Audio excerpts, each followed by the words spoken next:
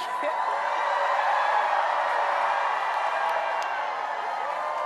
Thank you.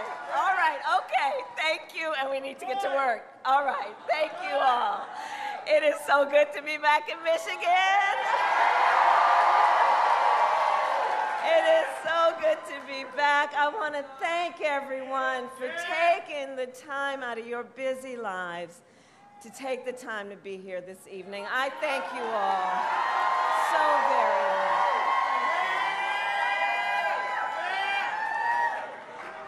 Can we please hear for Senator Stabenow, who was here earlier? County Executive Dave Coulter. Representative Stevens, who we need to elect to the United States Congress. And let's send Representative Slotkin to the United States Senate, because we need them in D.C. We need them in D.C. I also want to thank all of the leaders of the Arab American community who are here.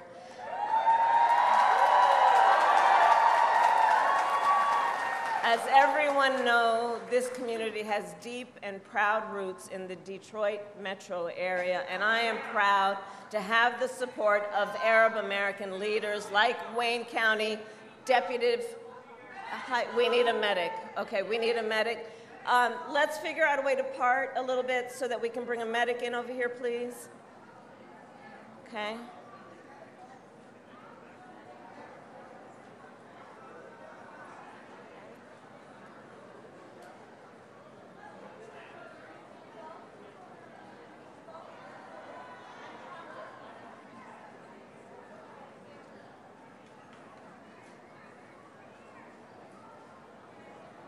Okay, it looks like we need a medic over there too. Is that what we're saying? Okay. Okay. We got a lot of folks in here. It's a little warm. Let's just make sure we're looking out for each other, okay? Lots of folks. Okay. Are we okay? Okay. All right, it looks like we're good. We're okay? All right. Okay. Thank you. And always to our first responders, thank you for your work. So as I was saying, our Arab American community has deep and proud roots in the Detroit metro area, and I am very proud to have the support of Arab American leaders like Wayne County Deputy Executive Assad Turfi,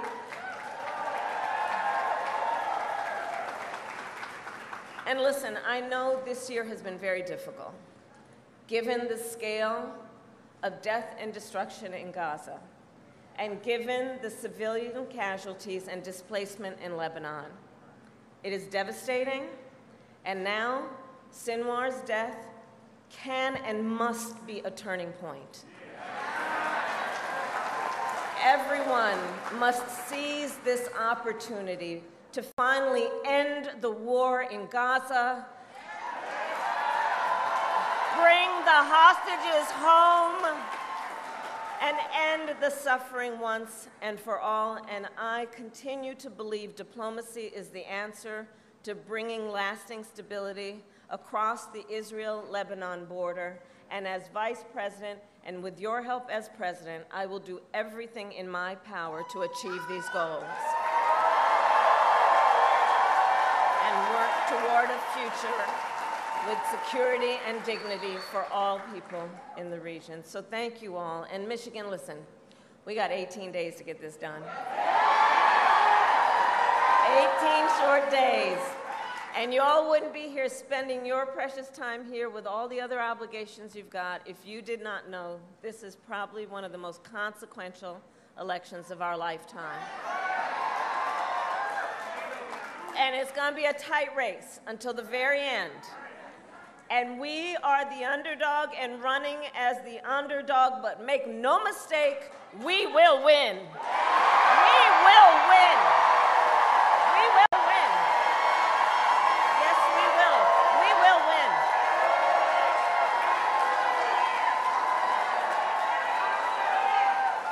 And we will win because because we understand, and we will win because we understand what is at stake. This election is about two very different visions for our nation. One, Donald Trump's that is focused on the past, and the other ours that is focused on the future.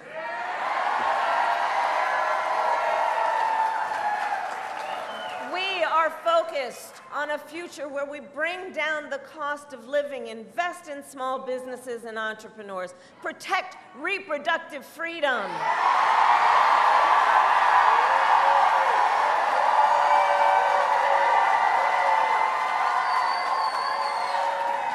That is in the future that we are fighting for. But as you all know, that's not what we're hearing from Donald Trump.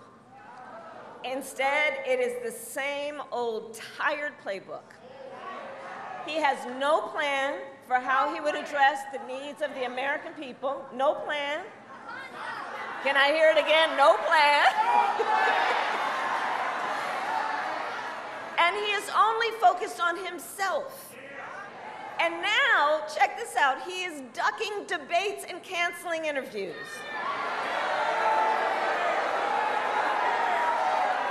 You saw his own campaign team is saying it's because of exhaustion. All right, well, here's the thing. If you are exhausted from the campaign trail, it raises real questions about you are fit for the toughest job in the world.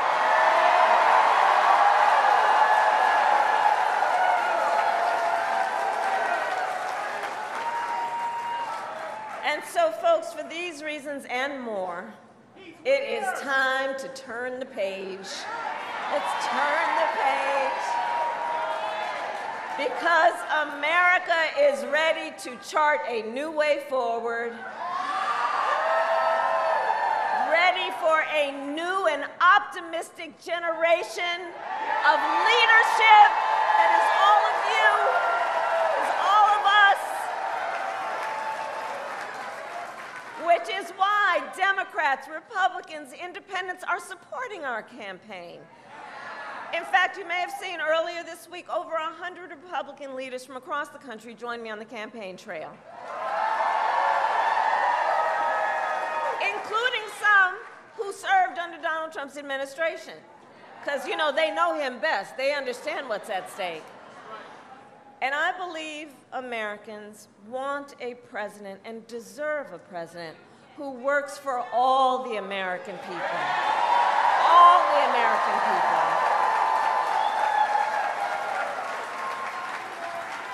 And that has been, as you all know, the story of my entire career. I've only in my career had one client, the people. One client.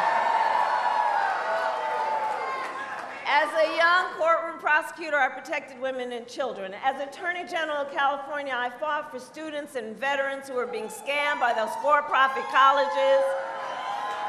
As Vice President, I have stood up for workers and seniors, and as President, I will fight for all the American people, always.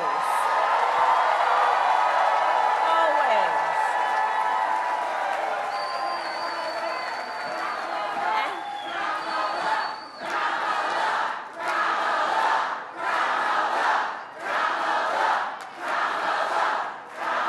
And together, us and you, we will together. Like, I want you to shout your own name for a minute. Let's do that really quickly. Shout your own name for a minute. That's what I'm talking about, because it's about you. It's about your family. It's about you. That's what I'm talking about. That's what I'm talking about. Because together, we will build a brighter future for our nation together. Together. A future where we build what I call an opportunity economy, so that every American has an opportunity to own a home, buy a car, build wealth, start a business. Right? Under my plan, we will deal with things like bringing down the cost of housing. We will help entrepreneurs start and grow a small business. Do we have any small business owners here? Yeah. Our small businesses are the backbone of America's economy. My plan will expand Medicare to cover home health care for seniors.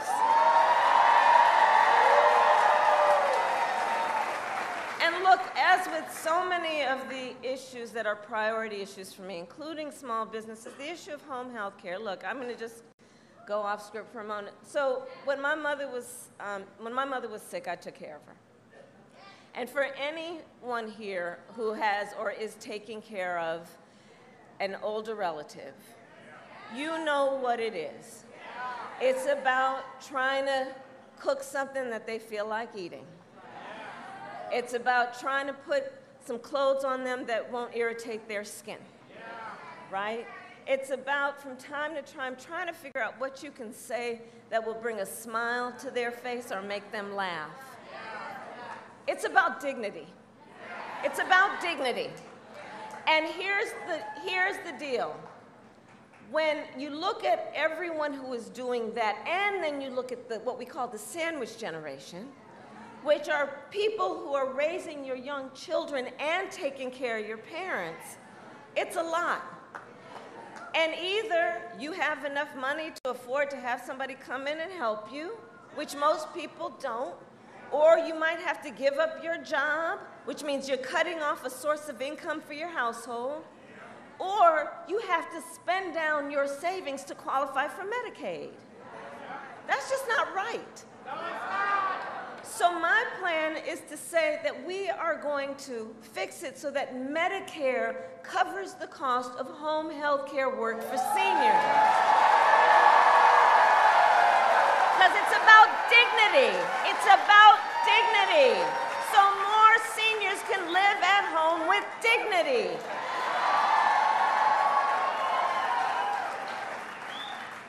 Our plan will lower costs on everything from health care to groceries. I'm going to take on corporate price gouging like I've done before. I'm going to do it again. My plan will also give middle-class tax cuts to 100 million Americans, including $6,000 during the first year of a child's life, because here is where I'm coming from. The vast majority of our young parents have a natural desire to parent their children well, but not always the resources. And so, looking at expanding the child tax credit, again, it's about dignity. It's about recognizing that folks just need a little help to buy a car seat or a crib or the essential needs for your child during such a critical stage of their development. And by the way, we all benefit from that. Everybody benefits from that.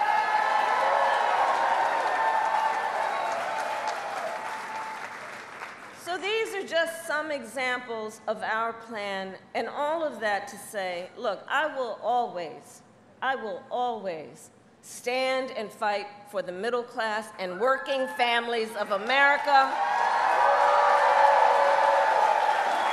I come from the middle class, and I will never forget where I come from.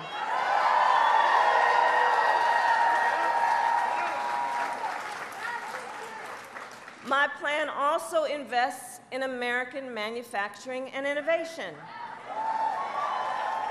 And I will make sure America, not China, wins the competition for the 21st century.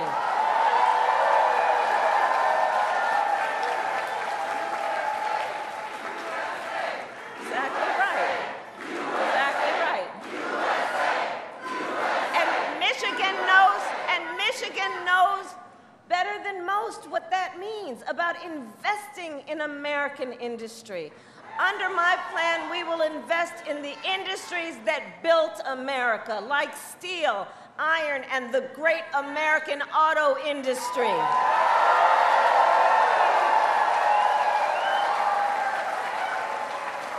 And contrary to what my opponent is suggesting, I will never tell you what kind of car you have to drive. But here's what I will do. I will invest in communities like Oakland County and Detroit. We will retool existing factories and hire locally and work with unions to create good-paying jobs.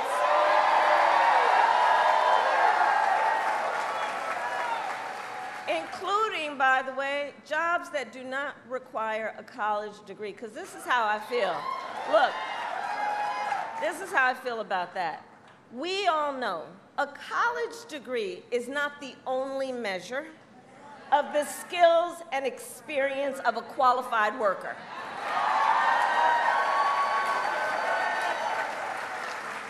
So part of my plan is to do an assessment of all the federal jobs, which will be under our jurisdiction, to figure out which of them should be rethought of in terms of whether or not it actually requires a college degree. And the next step on that is going to be to challenge the private sector to do the same.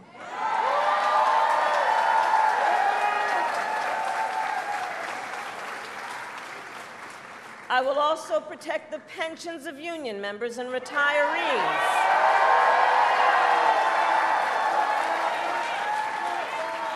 Including yesterday when I announced the protection of the full earned pension benefits of more than 22,500 retirees under the Detroit Carpenters Pension Fund.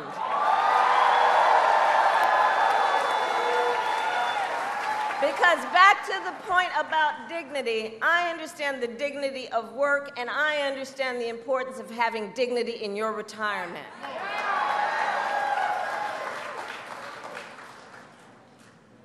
Now, Donald Trump has a different approach. I don't need to tell you, he's full of big promises, but always fails to deliver.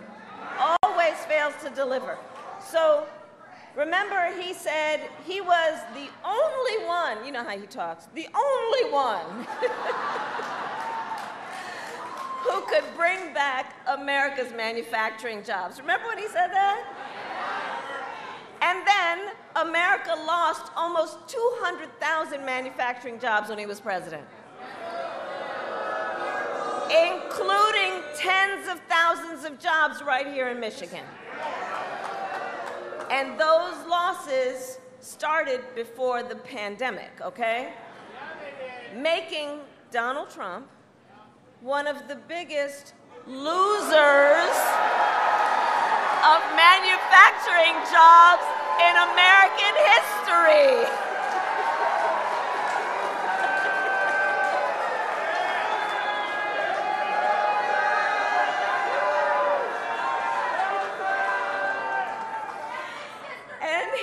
And his track record for the auto industry was also a disaster. He promised workers in Warren, you remember, he promised workers in Warren that the auto industry would, and I'm going to quote, not lose one plant during his presidency. Then, American automakers announced the closure of 6 auto plants when he was president, including General Motors in Warren and Stellantis in Detroit. Remember that? Thousands of Michigan auto workers lost their jobs. And Donald Trump's running mate, you know, because the position was vacant and he had to fill it, right? You know, for the young people here, you know when you go for an interview and you sit down at the interview and you ask the person who's interviewing, why is the job vacant? So Donald Trump's current running mate recently suggested that if they win, they would threaten the Grand River Assembly Plant in Lansing. The same plant that our administration protected earlier this year, saving 650 union jobs.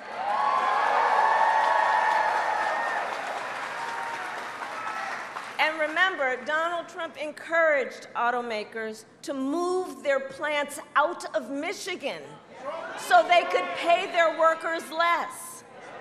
And when the UAW went on strike,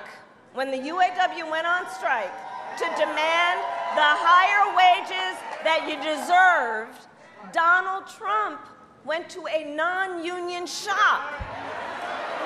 Remember? And he attacked the UAW. And he said striking and collective bargaining don't, and I'm going to quote, don't make a damn bit of difference. That's what he said about striking and collective bargaining. Well, Michigan, you know better, we know better. Strong unions mean higher wages, better health care, and greater dignity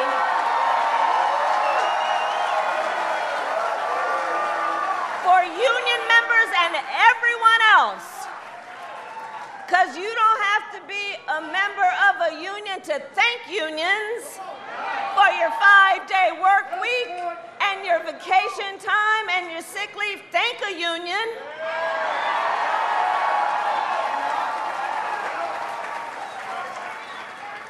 Which is why, when I am president, with your help, I will sign the PRO Act into law and make it easier for workers to join a union and negotiate for better pay and working conditions. And now, Donald Trump is making the same empty promises to the people of Michigan that he did before, hoping you will forget how he let you down the last time. But we're not falling for the okie doke. No. And we won't be fooled. Just for example, Google Project 2025. Which I still, by the way, find it fascinating to think that they actually put that in writing. I mean, they put it in writing, they published it, they bound it, and gave it out, right? And here's the thing.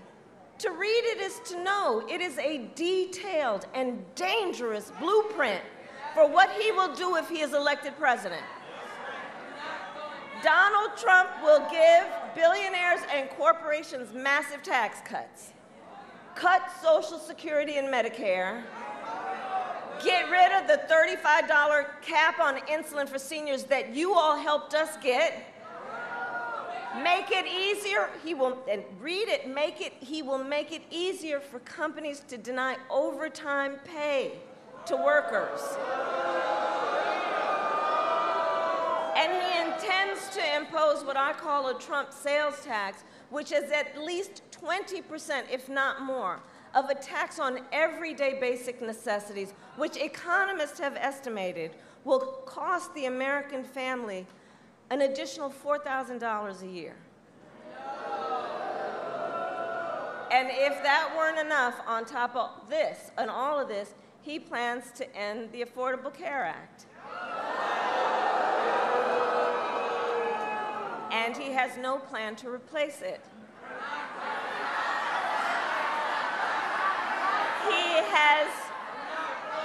Because he has, quote, concepts of a plan.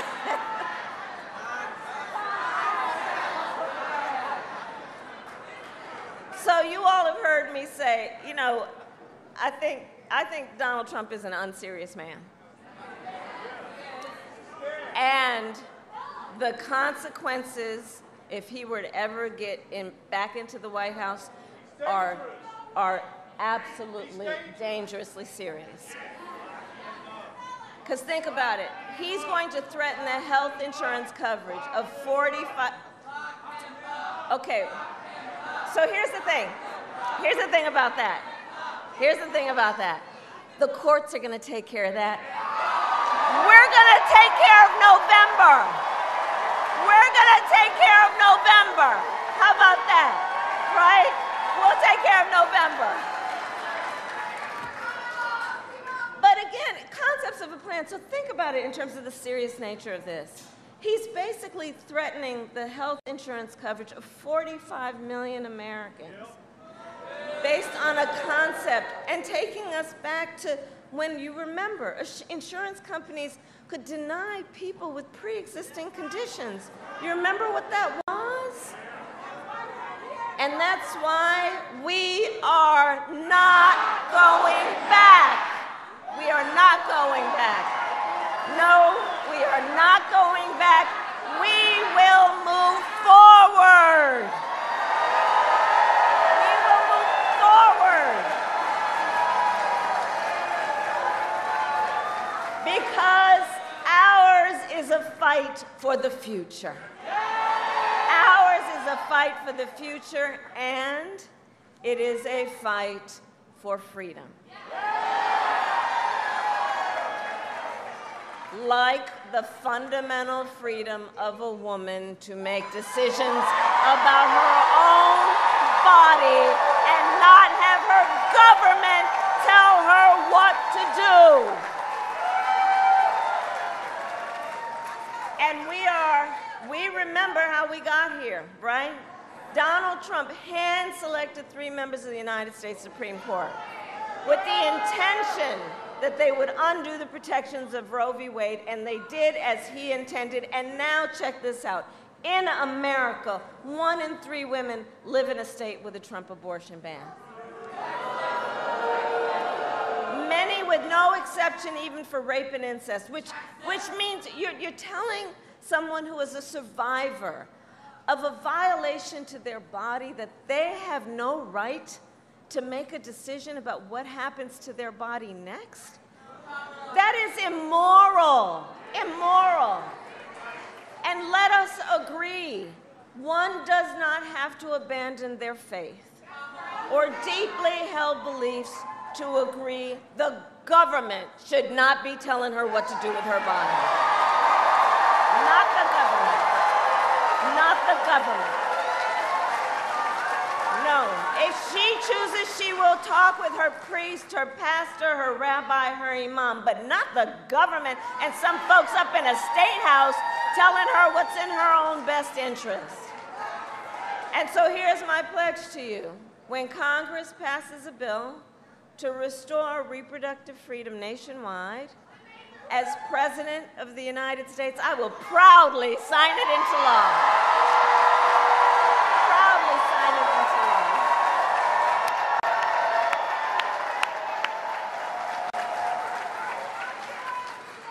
And across our nation, listen, I'm traveling the country, and I'll tell you, across our nation, we are witnessing a full-on assault on hard-won freedoms and rights, including the freedom to vote. Let me tell you, in places like Georgia, where I'm spending some time, you know they passed a law that makes it illegal to give people food and water for standing in line to vote?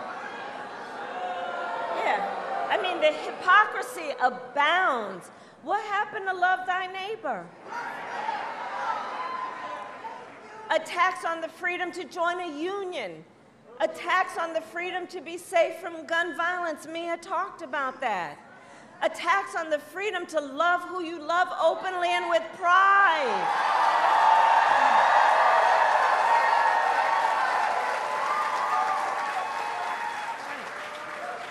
So I say all that to say what you know, which is again why you are spending your precious time here. There is so much on the line in this election. And this is not 2016 or 2020. The stakes are even higher because remember a few months ago, the Supreme Court of the United States basically told the former president that he is effectively immune from doing whatever he does in office. And just imagine Donald Trump with no guardrails. Just imagine.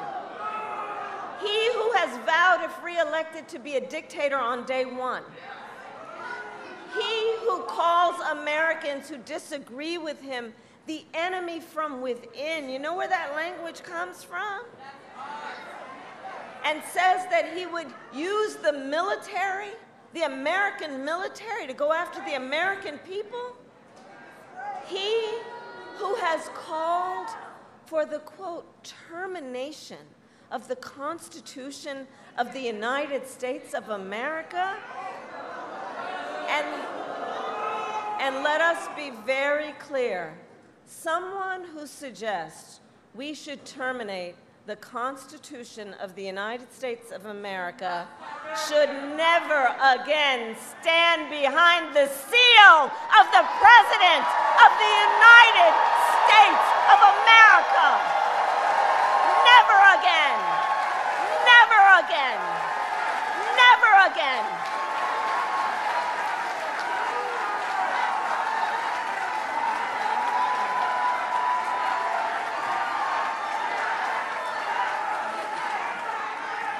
So we are not going back, and so this is how we're going to make sure we don't go back. Okay, so here, let's get to the business then. So Michigan, it all comes down to this. We are here together because we know what is at stake. We are here together, most importantly, also because we love our country.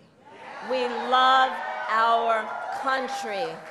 And I do believe it is one of the highest expressions and forms of love of our country and patriotism to then fight for the ideals of our country and to fight to realize the promise of America. So, election day is in 18 days, okay? And here in Michigan, early voting starts on Saturday, October 26th, 1 week from tomorrow. If you live in Wayne County, you can vote in person. Even sooner, early voting in Detroit starts tomorrow. Okay? So now is the time to make your plan to vote. And if you have received your ballot in the mail, please do not wait. Fill it out tonight and return it. Because, folks, the election is here. And we need to, as you know best how to do, we need to energize, we need to organize, we need to mobilize, knowing our vote is our voice. And your voice is your power. So Michigan, today I ask you, are you ready to make your voices heard? Do we believe in freedom? Do we believe in opportunity? Do we believe in the promise of America? And are we ready to fight for it? And when we fight, we win. God bless you. God bless America.